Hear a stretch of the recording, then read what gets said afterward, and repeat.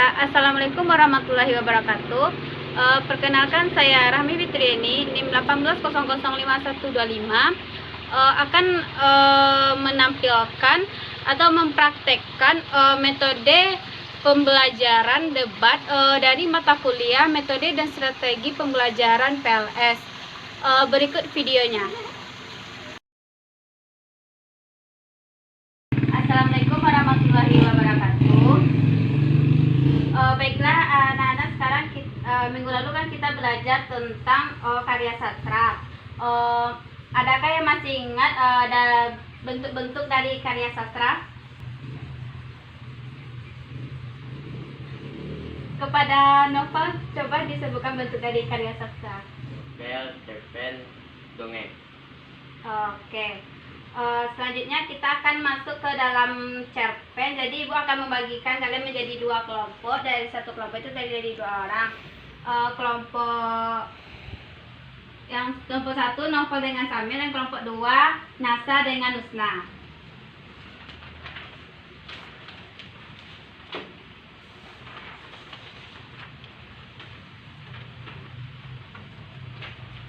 Silakan kalian baca dulu, nanti akan kita debatkan dari kedua kelompok tersebut.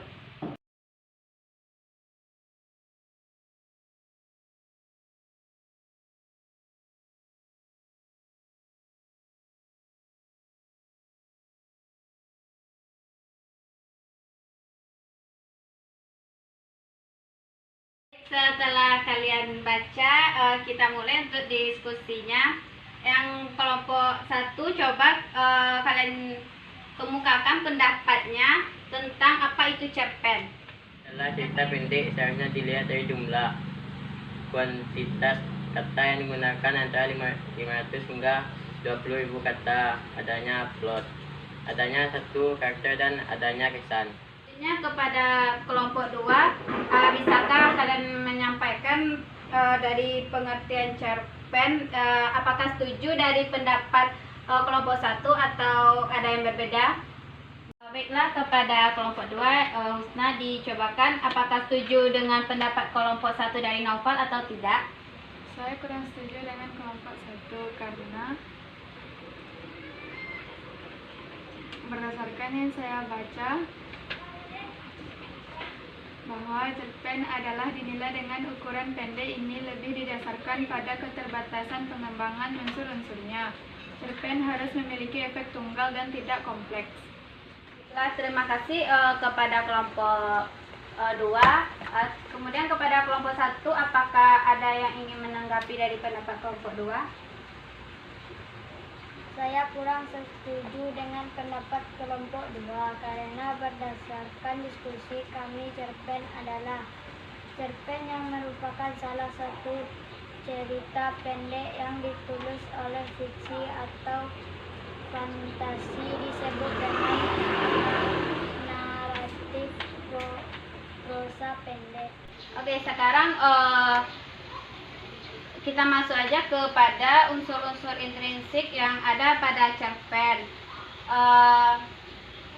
Kan unsur intrinsik itu ada 6. Kepada kelompok 2, coba sebutkan apa saja unsur intrinsik yang ada di dalam cerpen. Alur, tokoh, sudut pandang, latar, amanat. Oke. Nah, kan tadi Nasa telah menyebutkan unsur intrinsik dari cerpen. Jadi kepada kedua kelompok dipersilakan untuk memperdebatkan apa dari pengertian tema, latar, amanat, tokoh, dan alur tersebut. Kepada kelompok berapa yang dulu yang akan menyampaikan pendapatnya? Baik, kepada kelompok 2, apakah akan menyampaikan pendapatnya tentang dari unsur-unsur intrinsik? Saya akan menyampaikan pendapat saya tentang tema sampai amanat. Tema adalah persoalan yang berhasil menempati tempat pendapat utama dalam cerita rekaan dan bukan di dalam pikiran penyarangannya saja.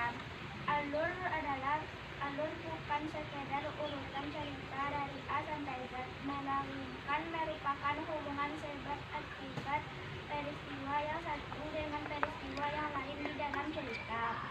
Tokoh atau penokohan dalam cerita adalah sebuah langkah untuk memberi sifat pada seorang perilaku tokoh yang terdapat dalam sebuah cerita, baik secara lahir maupun batin.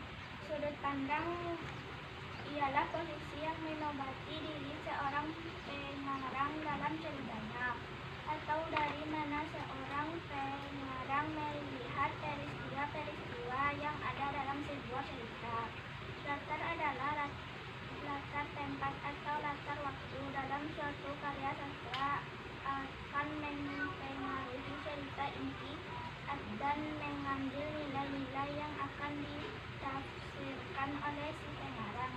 Amanat ialah pesan yang disampaikan pengarang terhadap pembaca melalui tulisan-tulisannya, agar pembaca bisa menarik kesimpulan dari apa yang telah pembaca lihat.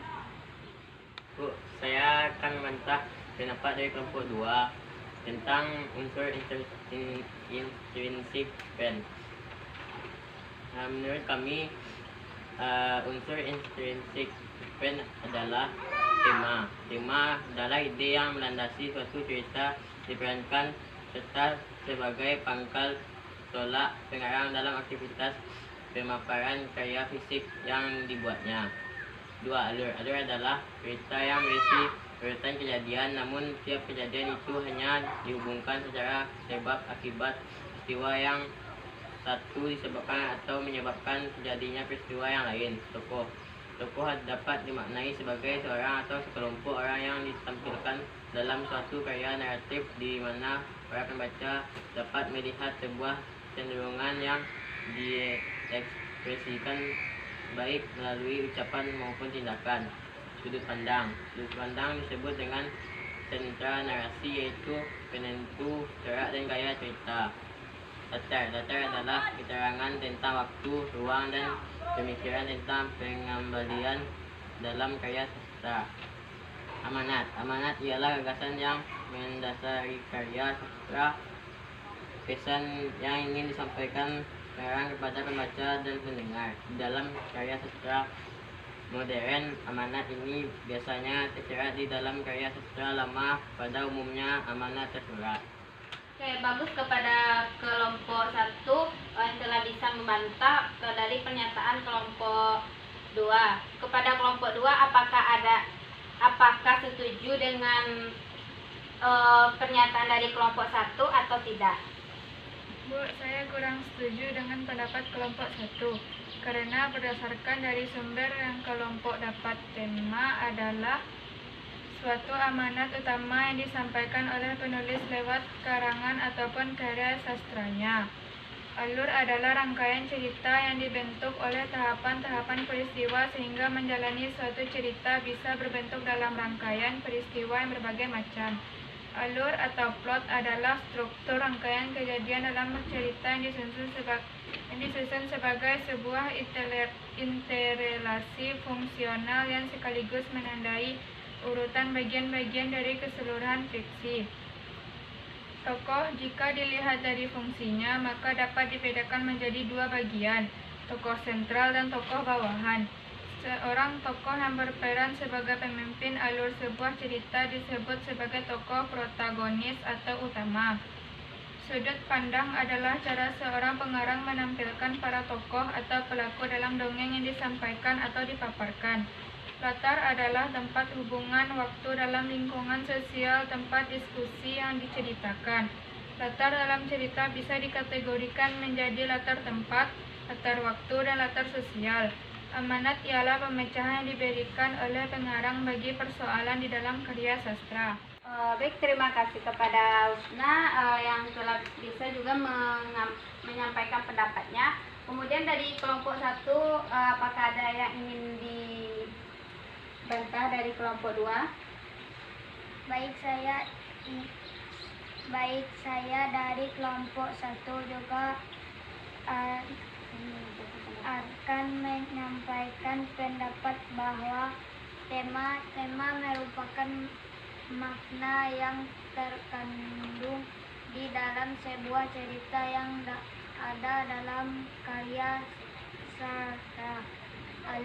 Alur merupakan rentera peristiwa dalam suatu fiksi, novel, dan cerpen, tersusun dalam uraian waktu dan berdasarkan hukum sebab akibat. Plot sama dengan rangka cerita yang menjadi susunan struktur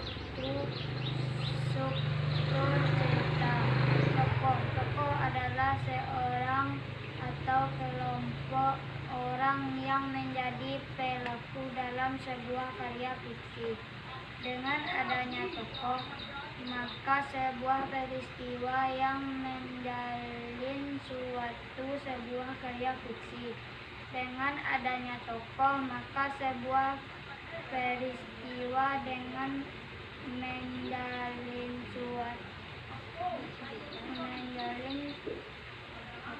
suatu cerita yang memiliki gambaran yang jelas. Sudut pandang ada titik kisah yang merupakan penempatan dan posisi serangka dalam ceritanya. Dia juga mengemukakan titik kisah berbagai menjadi 4 jenis, yaitu pengarang sebagai tokoh, pengarang sebagai tokoh sampingan, pengarang sebagai orang ketiga, dan pengarang sebagai narator atau pemain. Latar adalah tempat, waktu, dan suasana yang digunakan dalam sebuah cerita. Amanat ialah ajaran normal atau pesan yang ingin disampaikan pengarang pada pembaca.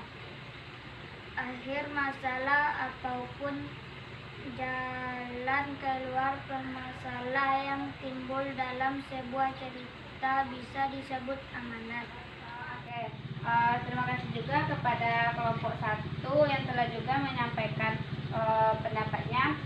Jadi dari materi kita hari ini, Ibu dapat menyimpulkan bahwa cerpen itu adalah salah satu bentuk karya sastra yang berbentuk prosa atau narasi yang berbentuk naratif.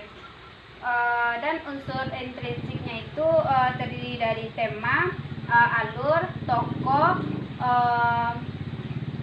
amanat, dan sudut pandang. Nah, tema itu adalah suatu gagasan atau ide pokok dari suatu cerita. Sedangkan alur itu merupakan peristiwa sebab akibat atau jalannya cerita itu dari awal sampai akhir. Alur itu kan ada 3, alur maju, alur mundur, dan alur campuran. Kemudian ada tokoh. Nah, tokoh itu pelaku di dalam cerita. Ada pelakunya itu bertokoh protagonis, antagonis, dan tritagonis. Kalau protagonis itu kan tokoh utama, sedangkan antagonis tokoh penentang, dan tritagonis adalah tokoh ketiga. Selanjutnya itu ada sudut pandang. Sudut pandang itu merupakan tempat atau titik dari mana seseorang memiliki objek karangan. Dan yang terakhir itu amanat. Amanat itu pesan moral yang terdapat di dalam cerita tersebut yang dapat kita ambil sebagai pelajaran atau nasihat. Oke, dan anak-anak ibu sekalian, kan sudah ibu simpulkan. Jadi dapat kalian pahami berdasarkan yang Ibu simpulkan tadi, dan Ibu juga menghargai dari pendapat para kelompok 1 dan kelompok 2 yang telah bisa mengungkapkan pendapatnya dan menjalankan diskusi ini dengan lancar. Baik, kita akan lanjutkan pertemuan kita untuk minggu depan. Ibu akhiri, Assalamualaikum warahmatullahi wabarakatuh.